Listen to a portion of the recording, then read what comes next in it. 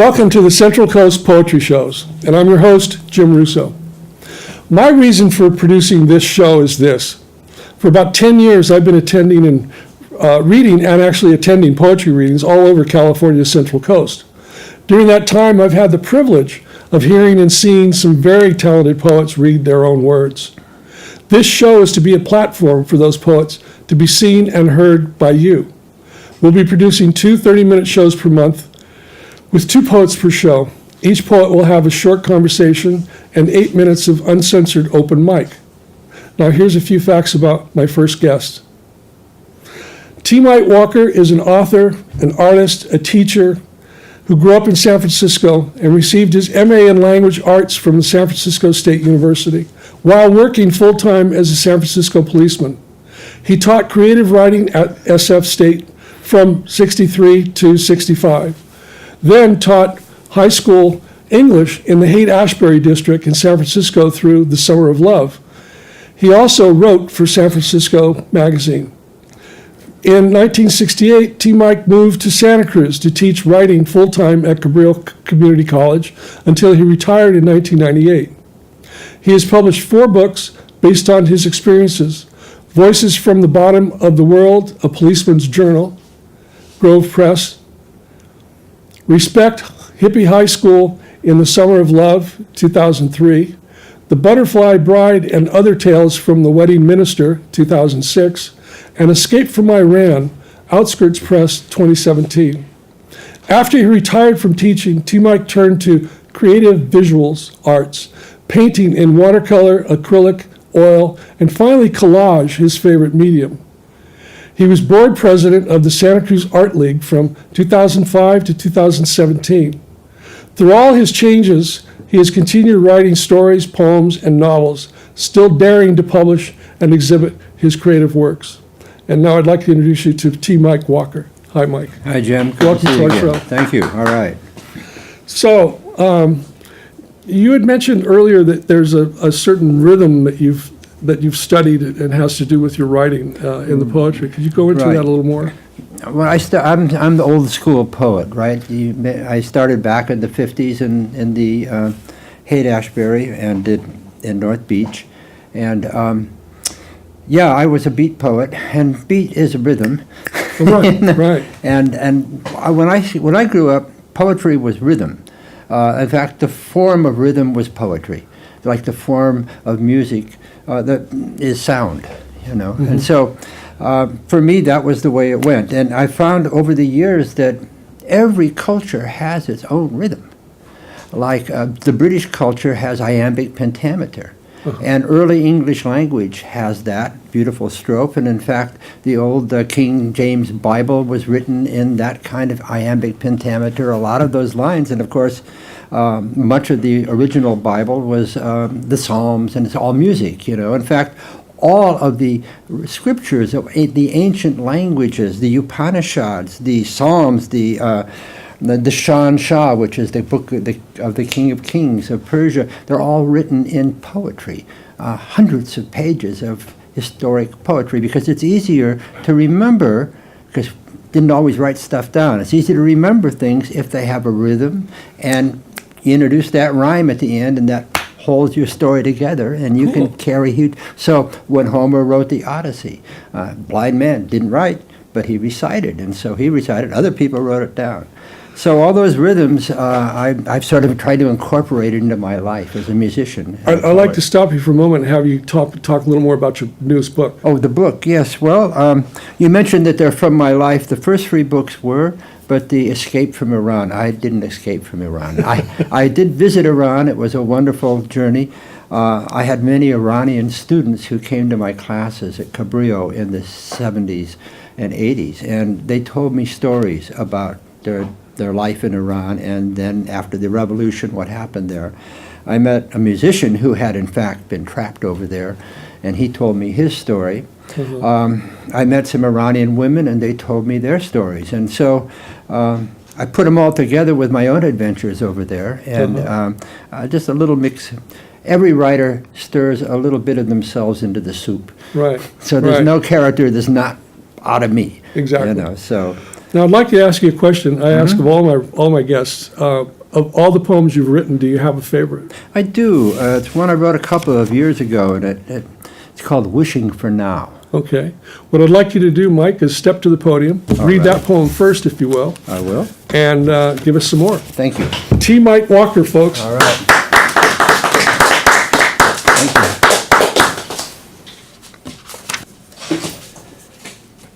Wishing for Now. Stop looking for what you can't find. Start finding what you already have. All of our longings come winging toward us the moment we call them, but we quickly forget what we wished for yesterday and wish something different today. But look, our wishes flock to us like birds to a feeder, squawking and crapping all over the place. Yes, yet we in our endless need just look the other way. How much of our desire is necessity? How much is greed? Start living your wishes today. The clothes on your back, the shoes on your feet, your job, your friends, the food you eat, your spouse, your kids, your house, your car, are living wishes. They're what you are. Creative mind explodes from us with every breath, spinning these illusions between our birth and death. There may be tomorrow, or possibly not. It's hard to predict about anyone's lot, so taste your melons, sip your wine. We live upon an earth divine. And this one, which I thought would be especially appropriate today because this is what we're up against. It's called Foxy News. Upbeat updates, empty words, say nothing. Last night's news, the latest lowdown, keep the rumors boiling. Speculative showdowns, bulletins in no time, wired to the hotline, walls in Asia falling, Arab terrorists howling, Africa on fire, private troops and tanks for hire, bribes and spying, legal lying, press for hire. In the West, the sky is falling. Here are sponsors rapping on the airwaves.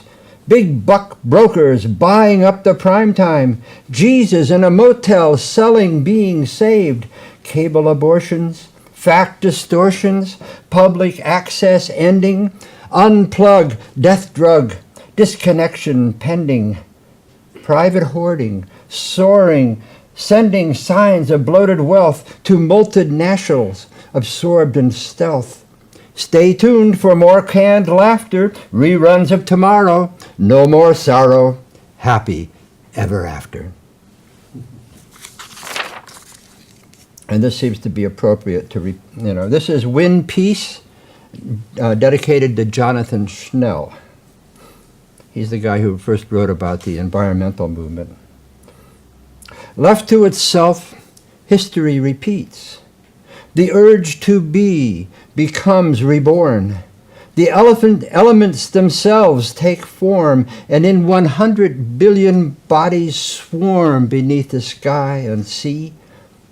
Smart amoebas struggling upward out of slime. We're dancing tangos on the edge of time. Oh, say, can you see how everything connects? Toes and ankles, knees to necks, forests and streams intersect in us. Insects and animals cry out for recognition, but our itchy trigger fingers just keep switching off the sky. Love is not a message from some distant star. Past and future coexist in us, an echo like an ancient tale. Let art and joy prevail, and poets praise heroic deeds of selfless giving. Win peace through peaceful living. Before we vanish in a falling veil, nuclear nightmares still prevail. Our mission still incomplete. Atlantis rises with the morning tide. This time, we must not fail. And this one go a little biblical, called the Garden of Eden.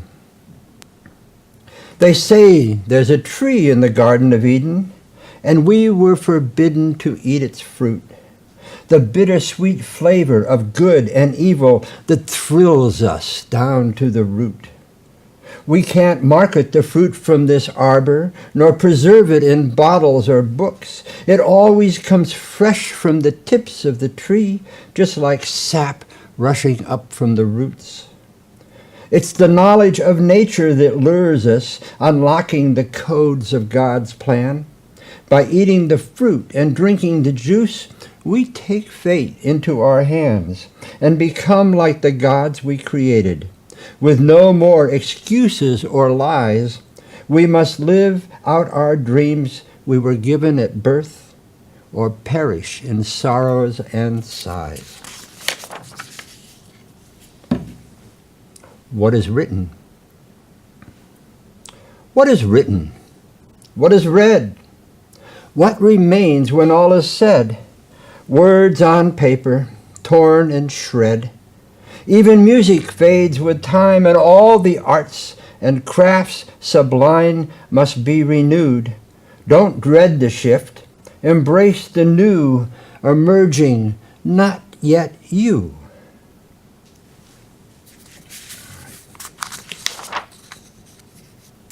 Oh, you'll know where this one came from. It's called Sometimes at Night. Sometimes at night we ride a sleepy shuttle to our underside to visit all the parts we hide. Those times we cheated, stole, or lied, our turgid thoughts of suicide, and then we wake up soaked in sweat, confused and filled with vague regrets, which after breakfast we forget, rushing off to work or play, pretending that we're still okay. That's one I wrote for my wife. I've been married 5 times, so this is for my 5th wife. We've been together a long time. My beloved's beauty. My beloved's beauty shines with inner light, nor can night eclipse her sweet ellipse of smile. I cherish her being within, not the parts that will perish. We meet, we merge, we fall away, and find that what was going comes. Our lives entwine like gathered braids, while time unwinds our tangled days. My beloved's touch is deep. It keeps us dreaming while we sleep, that in our lover we're awake. I see my sun in her moon in me. This one just came to me one day. I started writing on leaves, cheap paper, believe me. You grab them. Anyhow, as I sat beneath a tree, it dropped a lovely leaf on me, reminding us that one and all participate in autumn's fall. A little bit like Ogden Nash there, right? You know. Thank you, Mike. Thank you all. Thank you, Mike. All right.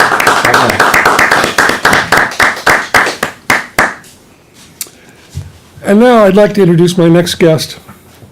Isaac Collins, aka Lyrical I, is an artist from Los Angeles, but has lived in Santa Cruz for the last 12 years, spreading consciousness through spoken word, poetry, and hip hop. His professional career started at the age of 19 years old. He was raised in the church and learned from the spoken word and hip hop by seeing his grandfather and grandmother preaching in church every Sunday morning. Lyrical I has been writing poems and performing at open mics for over 12 years here in Santa Cruz, from downtown on the streets to the stage. Lyrical I has never stopped using his talent to make the world a better place with real art from the heart. And I want to welcome Isaac to our show. Thank you. Thank you for coming. Now, I have to confess, I first heard you read it at Gail's house years ago at one of her parties. And if you remember, I came up to you and I said, "You've got it, stay with it." I remember.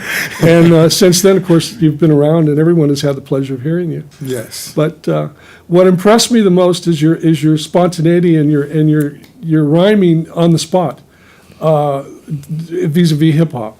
Yes. And not many poets have excelled to that level, but you have. And it amazes me because I don't have that talent. Maybe it's because you're younger and I'm older. But tell me a little bit about your own feelings about hip hop and poetry and how it works for you. Well, I grew up, like I said, I was raised in the church.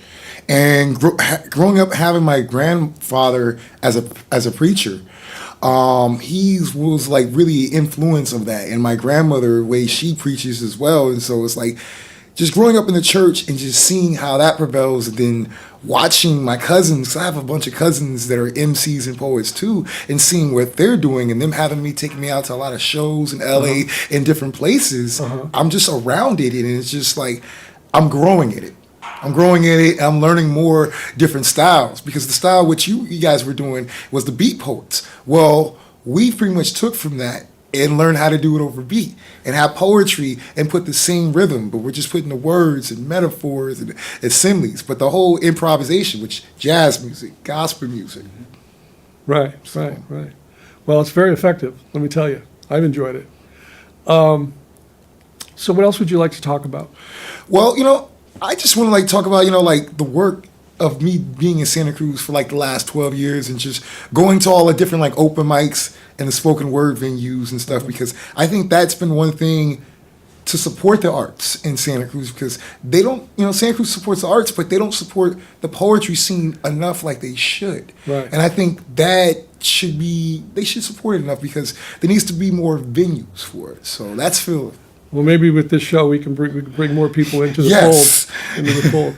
Now, I ask all my poets on the show, of all the poems you've written, do you have a favorite? Yes, I have many favorites, but one of my favorites right now is "Silence is a Weapon." Outstanding. Now, can you go to the podium, read that poem first, Yes. and give us what you got? All right. Isaac Collins, folks, a.k.a. Lyrical Eye.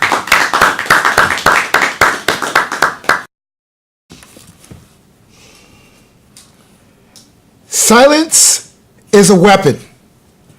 Violence can hurt someone once, but silence makes up a lineup of future victims. Violence will scrape off the skin, but silence will pick off the scab and pick you within. Indifference's hinges are suffering, open with no one to notice, so no one can close it. And traumatized people never felt safe again.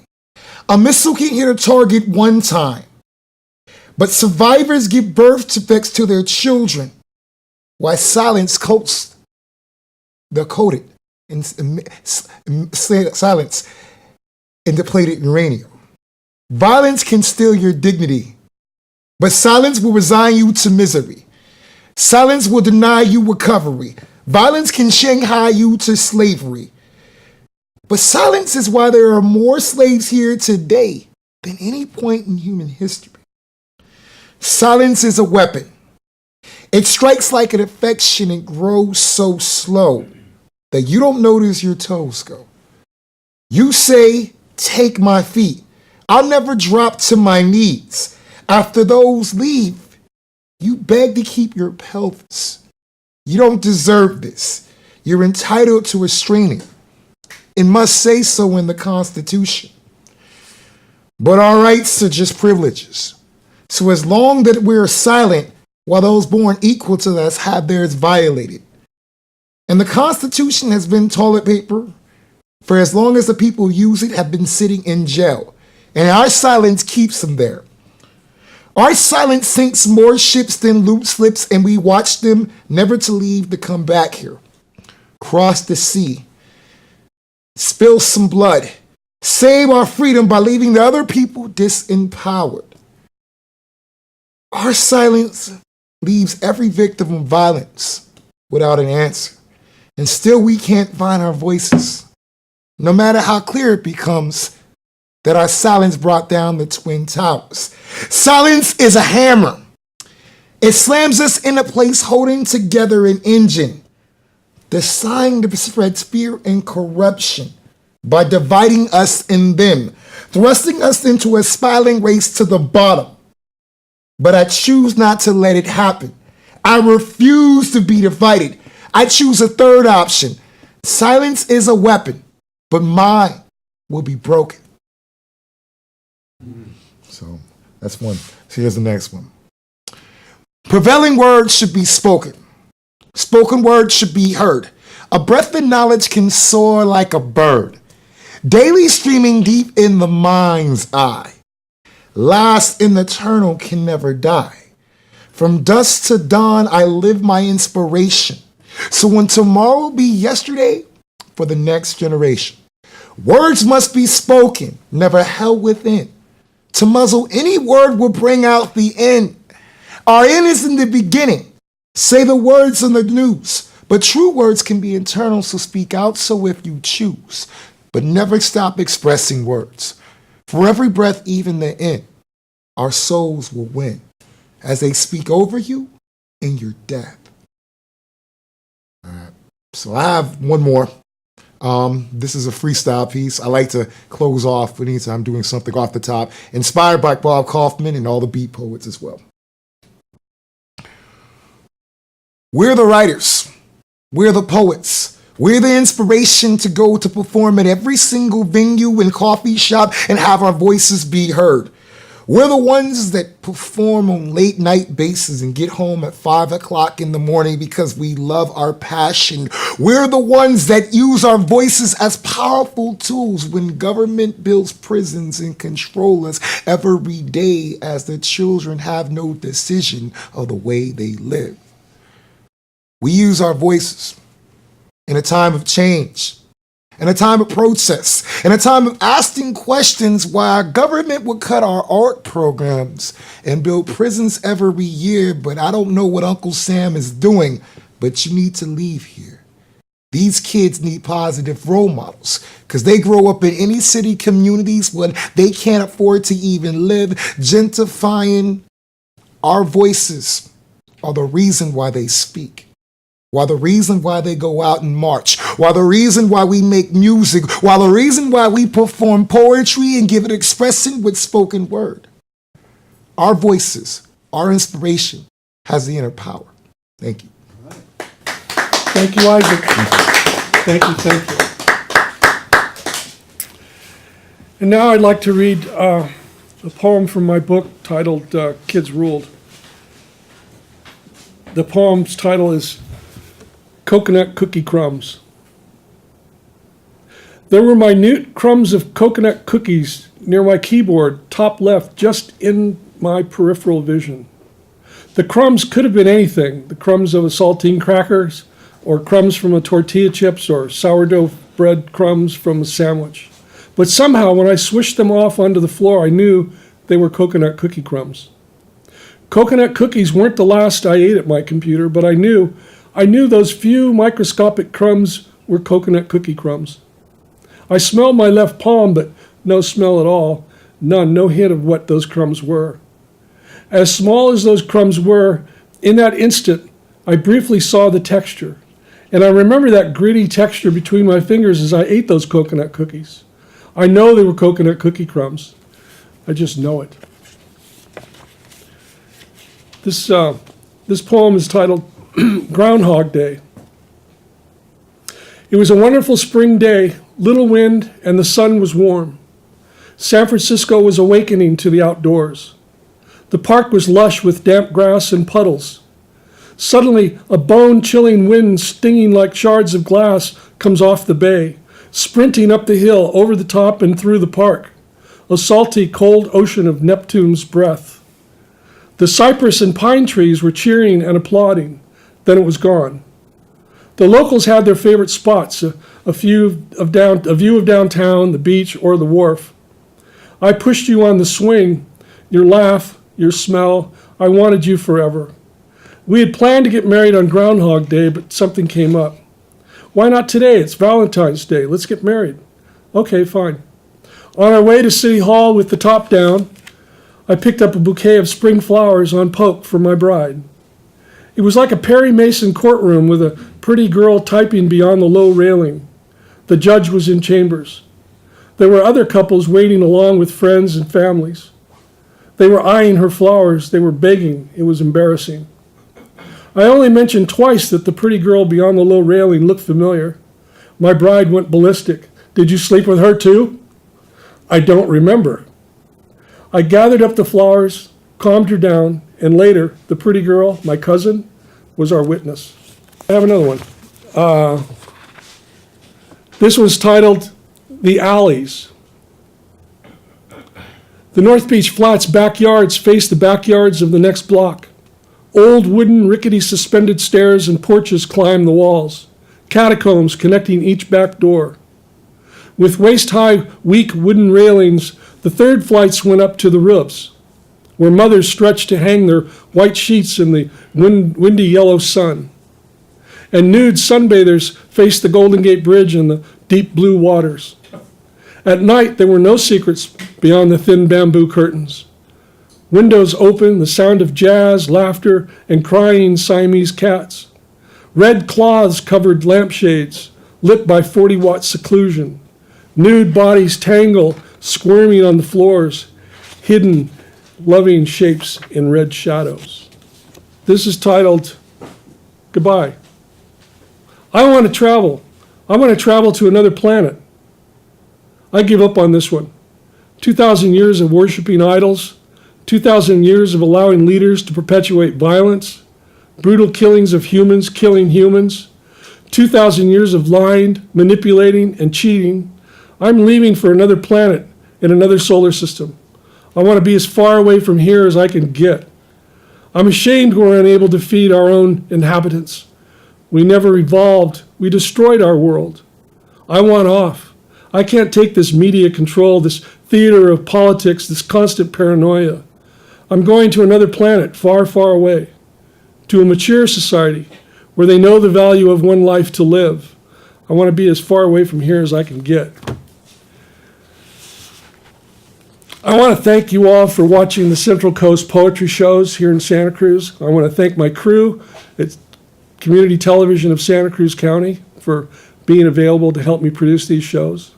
And now I'd like you to listen to the music by Hungry Skinny, my nephew's band.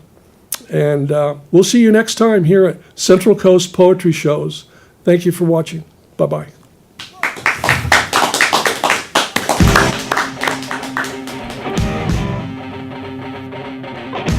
I'm beating up the street tonight. I slept through the natural light, but I'll do it if it feels alright. Alright, alright.